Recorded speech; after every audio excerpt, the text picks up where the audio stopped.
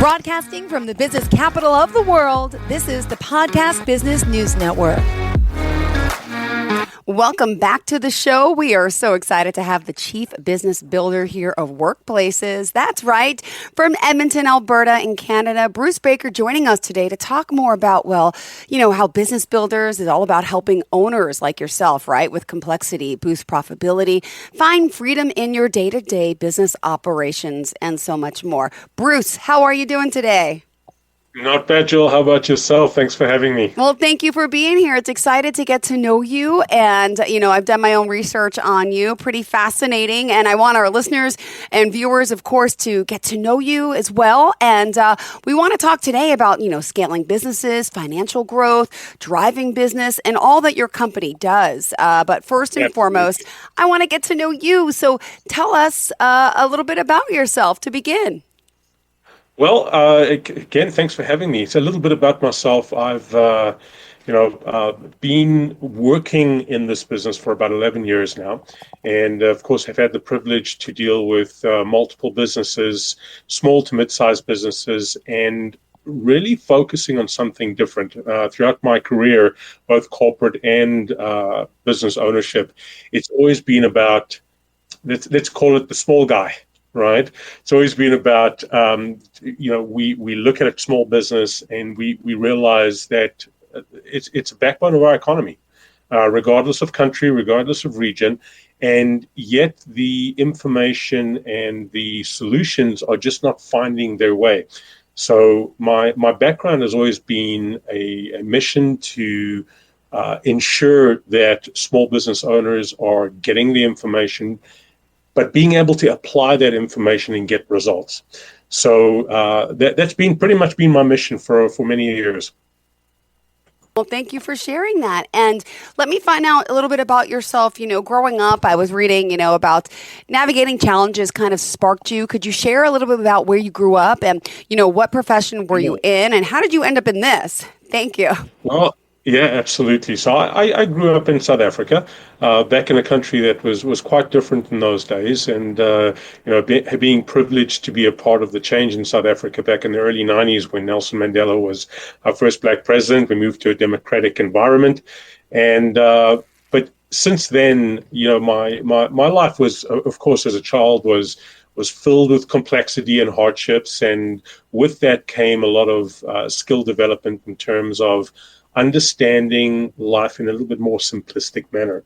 So the question, at least at my younger age, was always, why does it have to be so complex? Why does it have to be so complex? Oh, yeah. Mm-hmm. Right. And, moving and meandering through life, eventually, growing up and moving into the big world, as we will call it, the same question lingered. So the challenges that I had to deal with, both personally and professionally, were profoundly complex in my mind, and a ton of failure in many respects, and things just weren't moving in the right direction until I started, trying to convince myself that maybe it's time to put my money where my mouth is and actually start living what I'm questioning the whole time. And a big part of that was, why does this have to be complex? Because society says it's complex, I need to be cautious, or why does it have to be this way? So I started moving against the grain and started interpreting my environment as a far more simplistic environment in everything I did, and started to realize that really the only complexity is me. And the person that was getting in my way was me. And that change, that mindset, really saved me, for lack of a better term. It saved me at the end of the day and started to propel me professionally, academically. And, in 2014, when I finally was laid off for the second time, I decided, it's time to put my wealth of knowledge, my experience working in several countries, working in various disciplines throughout corporate industry, and it was time to actually help small business get what they needed. Now, in terms of profession, where did I start? I did a master's degree in industrial and organizational psychology. left and moved into the gold mining sector, deep level mining sector in South Africa, and as an HR professional. And I was doing that for a couple of years. And then, lucky for me, I got the opportunity to work in various areas and lead in various areas like financials, operations, logistics, that kind of stuff. So eventually grew into the consummate business geek. But this business geek wanted to do it a little differently and give back to the community. Thank you for sharing all that. My goodness. So I love getting to know you, obviously about you. And it definitely, it gives us more insight into who you are, what you do, and why you're here to help so many people. Because I know you've also mentioned you face some highs and lows, right? In professional times, personal times.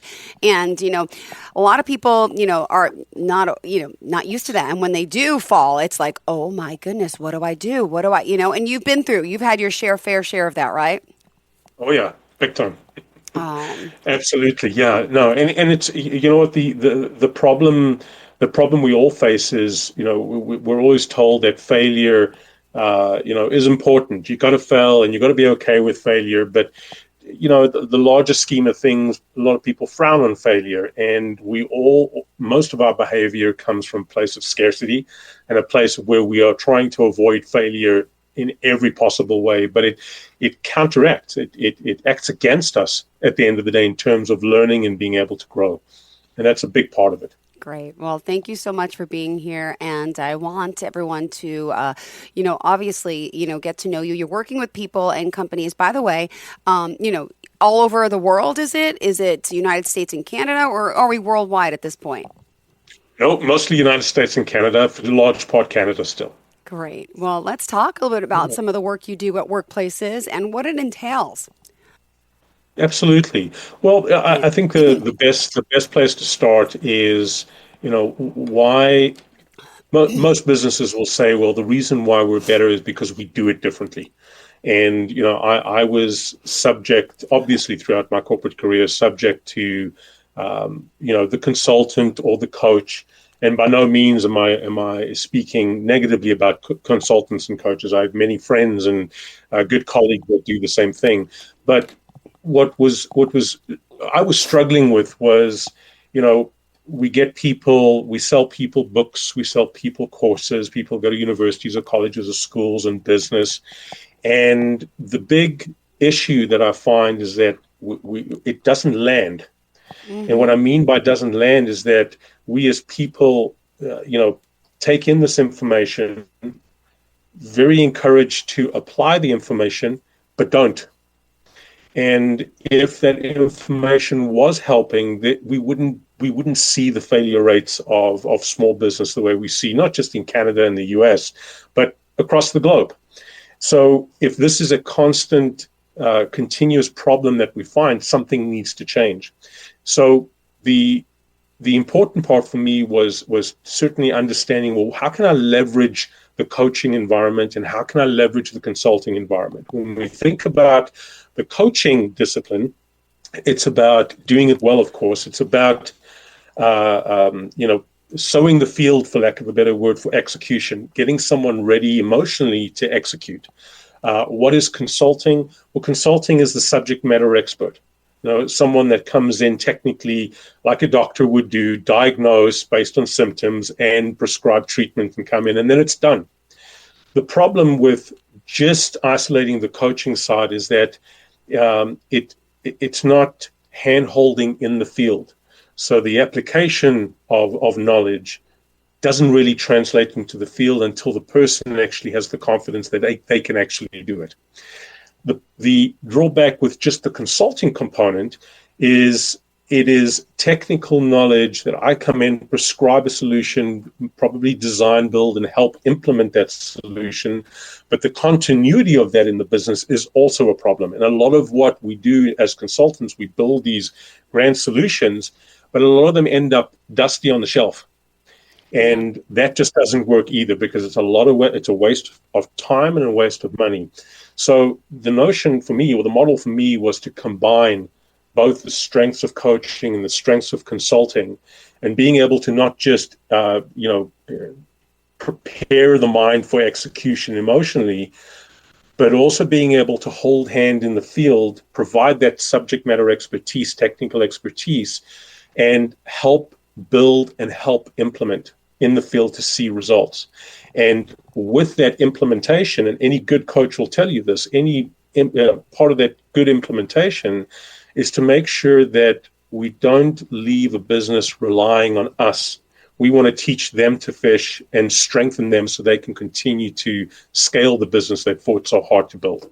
Amazing. Thank you for this insight. Thank you for being here. Excited to have you back. And again, we're talking to Bruce Baker, who is a real workplace transformation expert and so much more with his coaching, his consulting, joining us here. It's always a pleasure to have you. And what else for today did you want our listeners to know more about you and for, the business builders in a sense and what you do?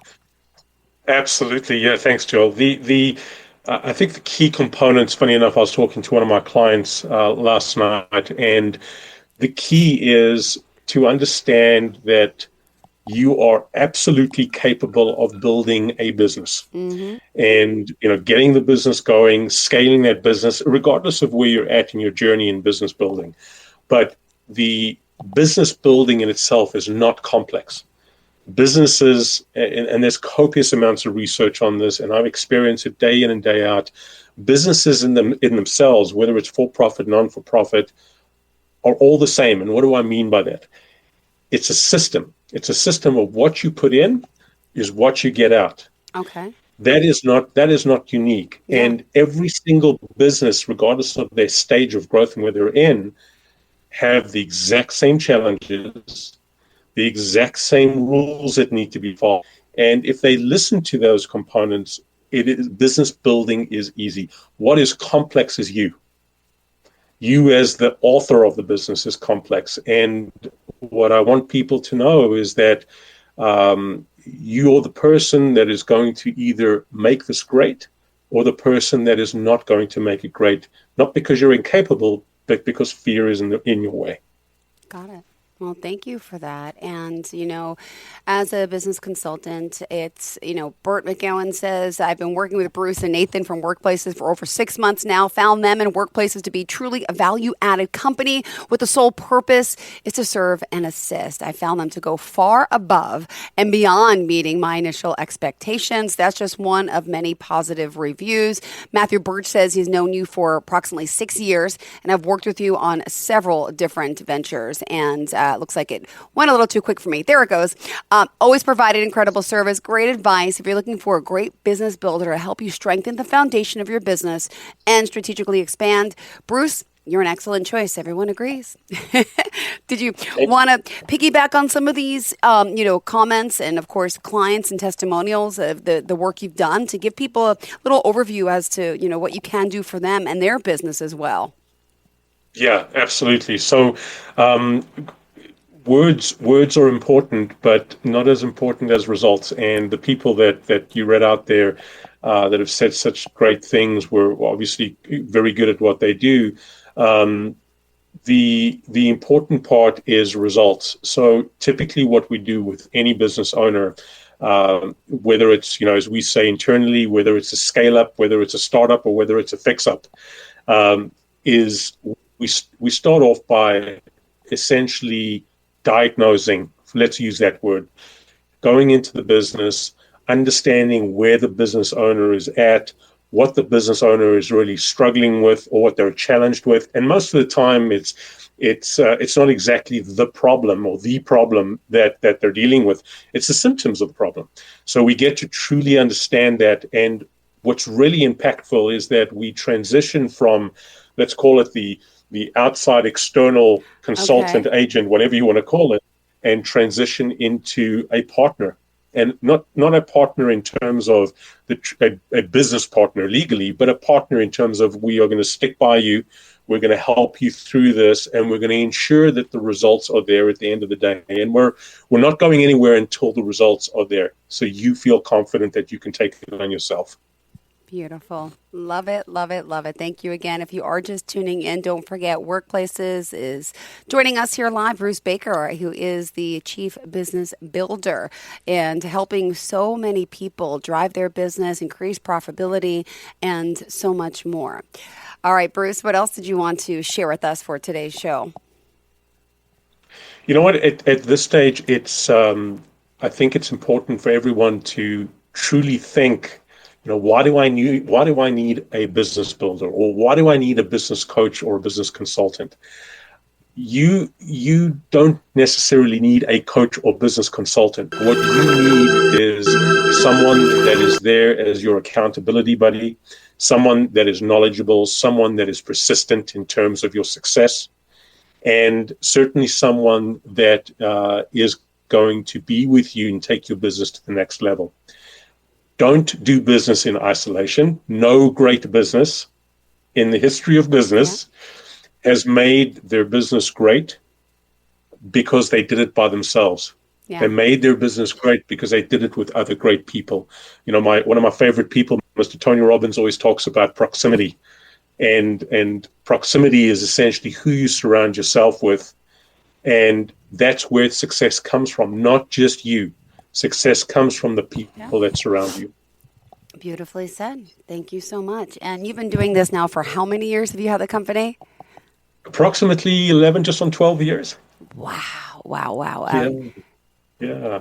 And it's been an absolute roller coaster ride. We've we've only become better and better at what we do, and the way that we measure better is, did, in this case, Matthew or did Bert actually get the results that they were looking for? Amazing. And a business building session, which would be our sessions that we meet with our clients, at the end of every session, we'll ask a very important question: was this valuable? Are you getting what you need? And are you achieving the results? And, some people are polite and said, yes, absolutely. We'll go in further by saying, please explain those results to us. Tell us how it's impacting you. And we use that, Joel, on a regular basis to measure our success, to measure our impact and our effectiveness, and only get better day in and day out. Beautiful. And I know on the website you offer the profitability quiz, which is beneficial for anyone out there, right? To do that, take the quiz, and then you offer a free strategy session. Could you share a little bit about that? Yeah, absolutely. And I'll extend on that profitability quiz as well for you. But the free strategy session is that we provide 2 hours at no charge for any individual, in person or virtual, that just wants information on, response on their problems, their challenges. We actually do a complete strategic planning session with you and for you, a financial analysis, should you wish to include that. And we also include, assessments and evaluations in you as an individual. And what I mean by that is, what gets you up in the morning? What are the things that are creating great success for you that you're not aware of? And what are the things naturally that are holding you back? And really working that in to where your business is at right now. And the ultimate gain is, or aim, I should say, is if that individual or individuals can leave with some seriously beautiful golden nuggets from that session, and that's enough for them, and we never talk to them again, that a mission accomplished, because it's an opportunity to provide or give back. If they decide to work with us, great, right? Yeah. But the free session is to show people, demonstrate to people the depth expertise that we have, but more importantly, to show people who we are and who you might be working with, to make sure that they're comfortable in working with.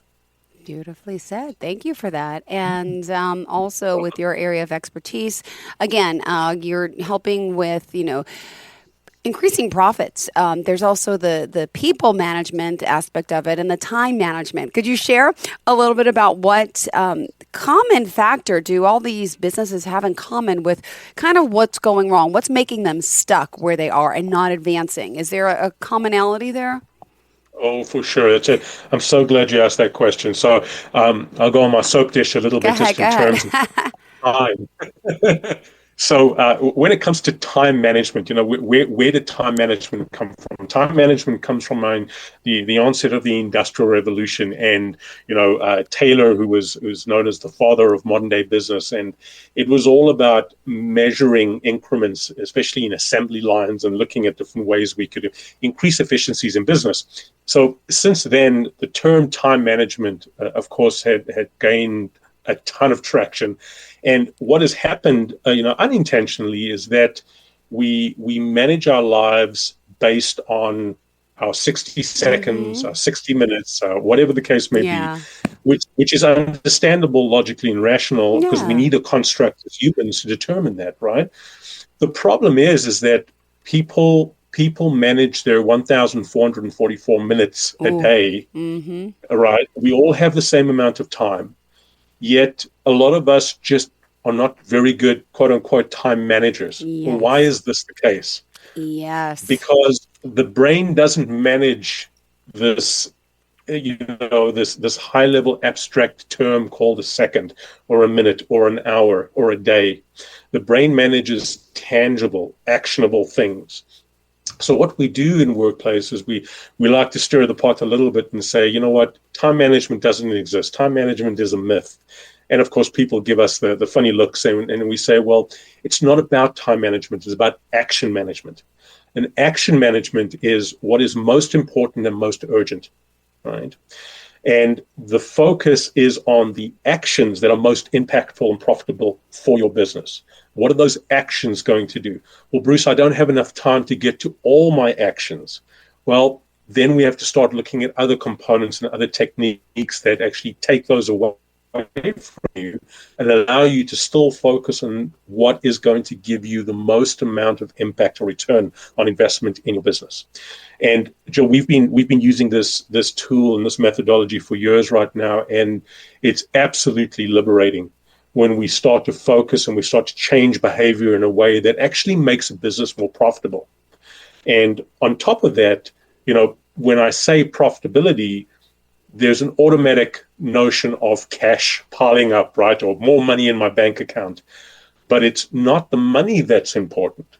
Money is an outcome of action. And this is what we get confused with. Money is an outcome of action, not the success in itself.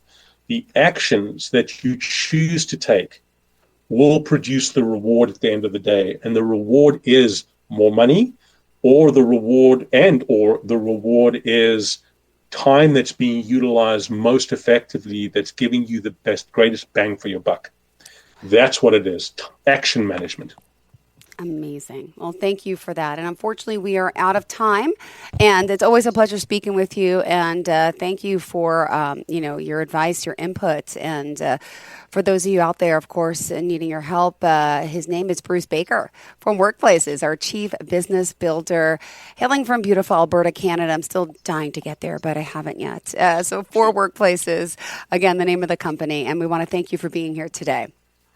Thanks, Jill. Thanks, everybody. Would you mind sharing your website and contact information? Absolutely.